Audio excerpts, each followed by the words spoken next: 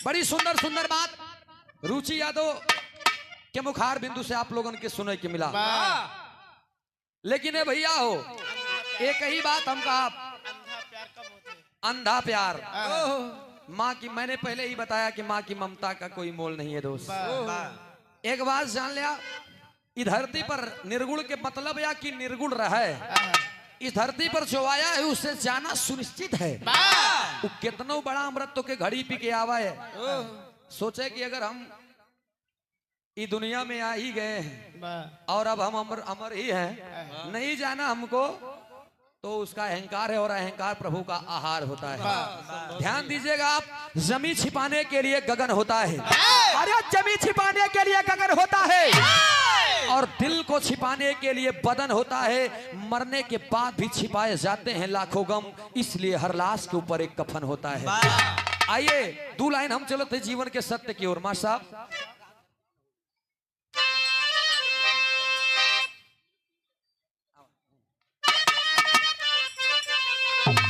देखाई, बड़ी सुंदर बात बा, इससे मैंने सवारा है अपने हाथों से।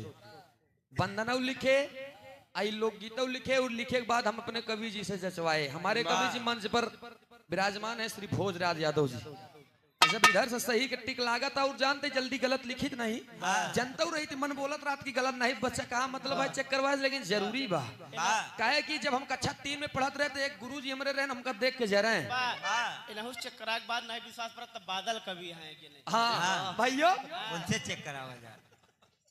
हमरे गुरुजी रहे कक्षा 3 में, हमका देख के जरूरत रहे अरुण भैया, हमका देख के जना जौन तनी से गलती रहा हल्का से, अगर श्याम लिखे बस श्याम लिख दे, ऊपर अगर हम लाइन खींच के मिलाई ना तो ओका काट दे, तो यही तनी से डर बना रहा तो हो सकत कोनो गड़बड़ी हो। यही से आवा तनी जीवन के सत्य का बा कहना पड़ा मार साहब।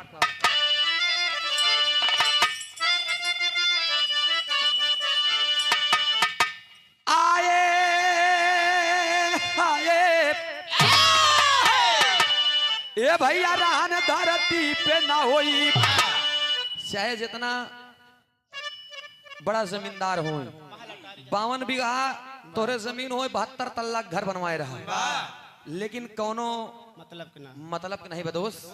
कहना पड़ा कैसे,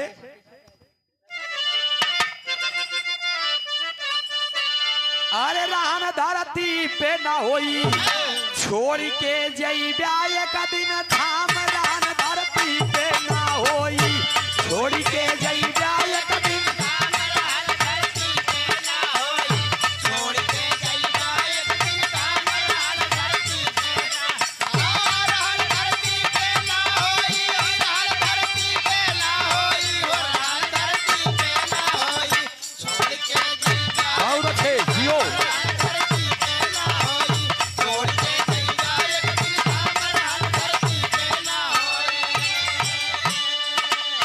छोड़ के जइबा एक दिन धाम, रहन धरती पे न हुई, जो आया है सो जाएगा, राजा रंग फकीर, कोई विमान पर चढ़ चला, कोई बंधा जात जर्जी, माया मरे न मन मरे, मरी मरी जात शरीर, आशा तृष्णा ना मरे, कहिए दास कबीर। एक बात जान लीजिए दोस्त, इंसान कहा करते हैं धरती पर कि बड़े भाग्य मानुष तन पावा, सुर दुर्लभ हरि ग्रंथ ही गावा। बतावा होकर के मानव करे काम दानव का क्यों। इंसान सबसे महान है, वेद पुराण इतिहास गाता है दोस्त, लेकिन इस धरती पे सबसे गंदा चीज मनई बताएं कि सुअर ही होते, लेकिन सुअर में भी महासुअर अगर केहू को उपाधि दी गई है तो इंसानों की। कहां से इंसान के महासुअर को उपाधि दी गई है, कहना पड़ा मार साहब एक लाइन।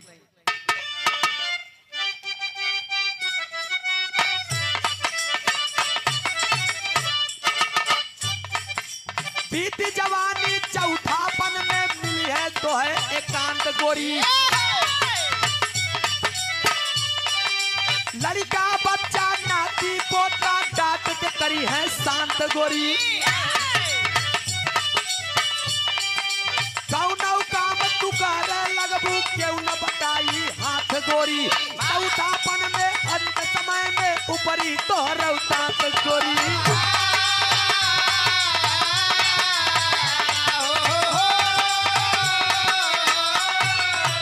सुना तन से झलकई लागी बुढ़ाई, तन से झलकई लागी बुढ़ाई है।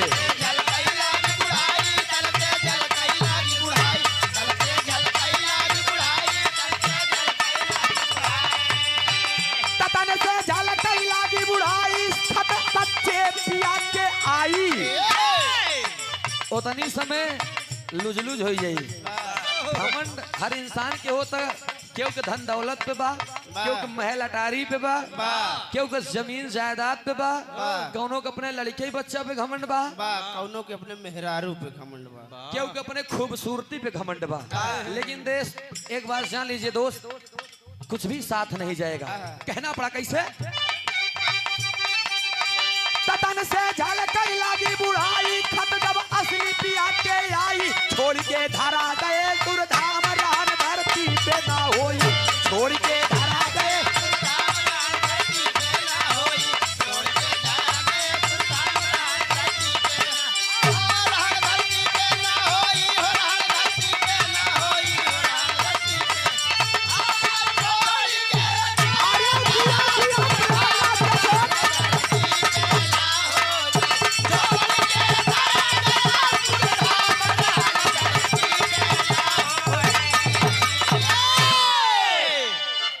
मिजाज या गवैया तब तक बेहतर है दोस्त जब तक उसके अंदर ललक बनी रहती है। ललक हमारे अंदर ऐसी बनी रही कि हम विराह जगत में जब कदम रखे तो दो चार मंच पे हमको अफसोस हुआ। रोहित, हमका अफसोस ई बात के बाद गवैया कह दे कि ककहरा या ई अधर या हमका पल्ले न पर है। चंचल भैया जनता ही न रही हमके यार ककहरा अधर के कहते अपने उस्ताद लगे गए 1.5 साल के लिए, तो गुरु माने रहे अपने खाली 1.5 साल के लिए। उसके बाद में हमारे गुरुजी उस्ताद राजा रामपाल जी ने कहा कि ककहरा धर्म दई तो देव बेटवा, लेकिन तोहरे बस के बात नहीं बा, तू वही रे के लवंडा तू ना याद कई बा, खाली दूध दूध बस। हमके उस्ताद अगर याद कर ले तो 5 गाना ककहरा अधर, खाली 2 ठी अधर 3 ठी ककहरा दे देन। कहें 5 दिन के समय देते ही हम वहां से निकले और दूसरे दिन पहुंच गए लेकर। हमके गुरुदेव कहने का हमके एक पकड़ा खसरा खत्म नहीं और आपन गाना जौन दे का सुना। और जब मैंने गाना सुनाया तब हमका मोटका रजिस्टर दे, और जब रजिस्टर दे तब उनमें हम छाटे ककहरा आधार शब्द बंदिश डमरू बंद छंद जंजीरा सीधा पलट लाम शीशा पलट जानता के कहते हैं रोहित। आजकल के गवैया पुराने से आज तक पहले के गवैया पढ़ा लिखा कम रहे चंचल भैया, तब वो शीशा पलट गाते रहे, लेकिन शीशा पलट नहीं है, वो सीधा पलट है।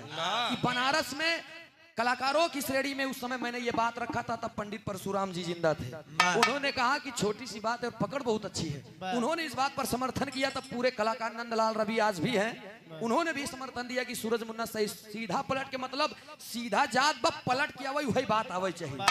जैसे कजरी खेले जाबे भौजी, भौजी जाबे खेले कजरी, वही बात आवे चाहिए। यानी सीधा जाए वहीं से उलट दे और वही बात आवे।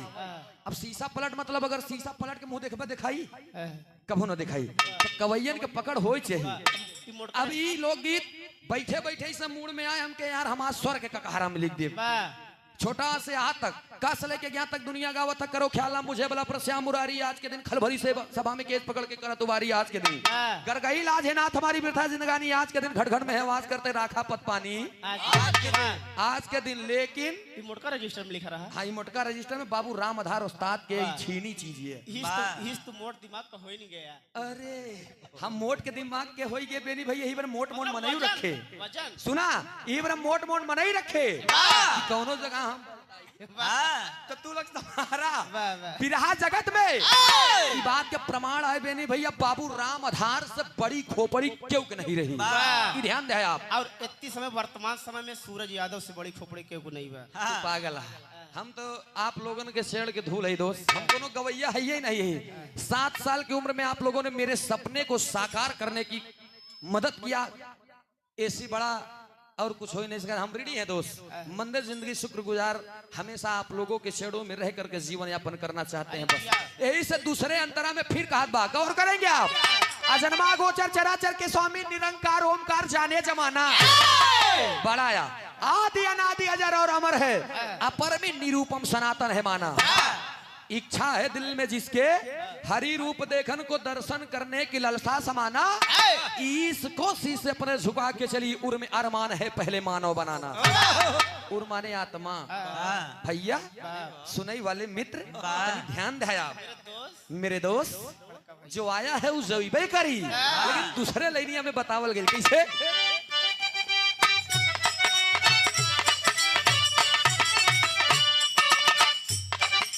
चौथे पन में सत्संग में अब मन को तुम्हें रमाना है।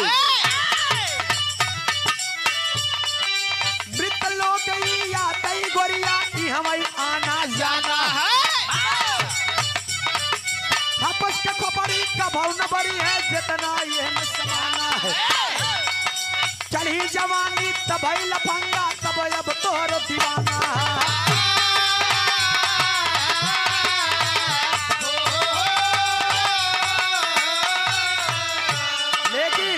जब ढल गई है तो हर जवानी, जब ढल गई है तो हर जवानी, बहुत अच्छे बहुत अच्छे।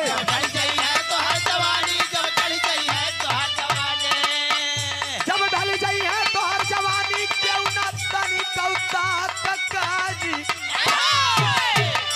जवानी ढल जाई जब यही चमड़ा आवे तो चढ़ावा बढ़िया एकदम खूबसूरत चमकता है, लेकिन जब ढल जाई ना तोहार चच्चा चच्चा कहती समय हिलत बा ऐसे कही देती तो हिल रही थी 4-5 मिनट तक हिलवा ही करत भैया।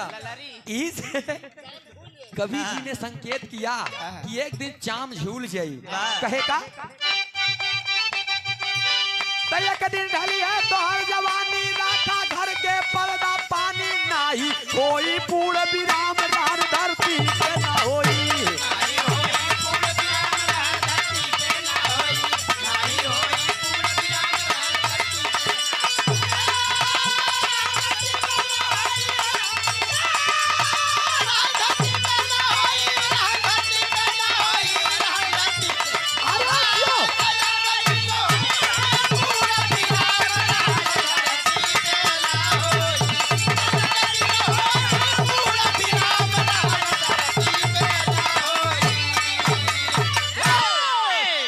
खाली एक बात बताना है दोस्त, हर इंसान चाहे वो 74 फीट के हो चाहे 14 फीट के हो, इसी मतलब नहीं बा रमेश भैया। लेकिन वो अपने हाथे से नापी तो 3.5 हाथ की निकली, और बीता से नापी तो 7 बीता के, एक बीता में 12 अंगुल। अब बरसते 84। अच्छा हाँ 84। अरे यार तू कब से अंग्रेजी बोले लगे। बरसते 84 लाख योनियों में भ्रमण करने के बाद तब ये मानव का तन मिलता है दोस्त। सब सपा के दीवाने हैं, नामों मुलायम रख दे, तनव मुलायम, मन मुलायम, सब चीज मुलायम। आवा ये भैया नोट मुलायम, सब मुलायम वाह। आवा तनी से हम एक लाइन बतावत ही आप लोगों की। अंत समय में आप लोगों को इस दुनिया से जब जाना होगा कुछ साथ नहीं जाएगा।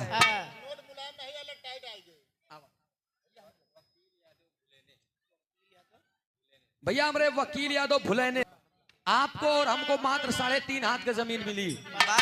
जमीन मिली खोद के दफना दी है कुछ पल के लिए। वो तोहार ना हो कभी जी, वो तोहार ना हो ना हमारा ही नहीं लोग क्या नहीं लोग क्या क्यों नया कोई खोद कर आज मुझे दफना रहा है तो कल कोई खोद कर उसे भी दफनाएगा। लेकिन सब एक दिन इस दुनिया से जाएंगे। ए भैया हो केवल 2-4 महीना खातिर, जब तक कि मिट्टी के तन मिट्टी में नहीं विलीन हो जात बा तब तक 1 महीना 7 दिन 24 घंटा के अंदर सब हो जाएगा। ए भैया यही से कहे गए कि इस दुनिया में आए हैं ना कुछ लेकर आए हैं ना ही कुछ लेकर के जाएंगे। इंसान चला जाता है कीर्ति अमर होती है, सामने गुजर जाने के बाद तब चल की कदर होती है। मनई कहा थे स्वर्ग नरक कहाँ बस स्वर्ग नरक तो शमशान घाटन पे पता चल जाता कि के मनई स्वर्ग में गबा और के मनई नरक में। शमशान घाट पे मनई मट्टी लेके जाई है, मिट्टी जब लेके पहुंची है तो मिट्टी जलाई लगी या खोद के गाड़े लगे, जब तक खोदाई तब तक के 5-5, 6-6, 10-10 मनई गोल अलग हो जाई। और जब गोल अलग हो जाई तो सब सुरती मलत रही है, कौनो सिगरेट सुलगावत रही। अरे वाह बड़ी गर्मी पड़ता यार, बेहन बना डाउ नहीं जरी जाई। हाँ तमाम प्रकार के बात करिए, बात करे के बाद में सुरती मलत कहीं जानता कहन का कहन करे घरवा क्यों बात नहीं यार, वाह कहन कहा कहन मरा ठीक सार मरा, वाह भले कहनी का है, कहन पागल बा, अरे यार 50,000 का भैंस बेचे रहन, जान हमरे बेटवा की तबीयत खराब रहन, 10,000 रुपया मांगेगे, सफे गंगा जल उठाए ले रहन साहब, हाँ कहे ना एक भले मर गई। ई जान ला ऐसे मनई नरक में जात है, कहे कि जेका शमशान घाट पे मनई गरियाई दे, तो ई जान ला नरक में गा, और स्वर्ग में जाने वाले लोग इंसान भले सुरती उड़ती मलत रहा है, लेकिन जाए कि खाली गमजदा दिल से एक बात कहे, कहन कुछ खाए पिए के मन नहीं कहते यार, कहन का कहन फलाने भैया हमरे लल्लन भैया बहुत अच्छा मनई रहे यार, हमरे बिटिया के बारात आए रही, 20,000 रुपये गए है, रात की 12 बजे रात मांगे, कहन 1 मिनट रुका रहा, 20,000 देने ओकरे बाद कहना और कमी अगर पड़ी, हाँ तो बताया, तब बताया वो पूरा कह दे यार, ऐसे आदमी भगवान बड़ी जल्दी बुलाए ले। ध्यान दा दोस्त, वो आदमी स्वर्ग में जाता, स्वर्ग और नरक यहीं बा। ध्यान दा, अगले हम लास्ट लाइन में गुरु घराने के परिचय बा, फिर हम रुचि देते नंबर।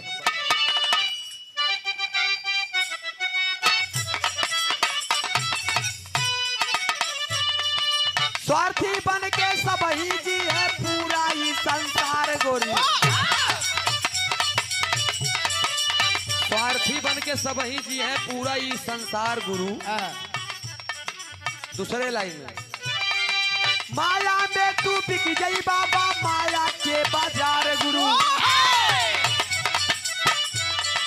फुल्लुर दादा तज के गईले पूरा ही संसार गुरु, राजा राम और साथे गईले हैदर राम आधार गुरु।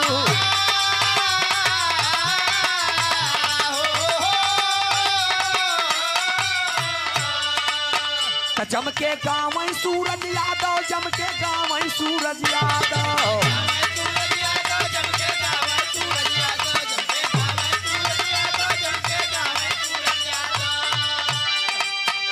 चमके गाँव सूरज यादव, जिन पे कृपा किए हैं माधव, भोजराज को मिले आराम, रहन धरती पे ना होई।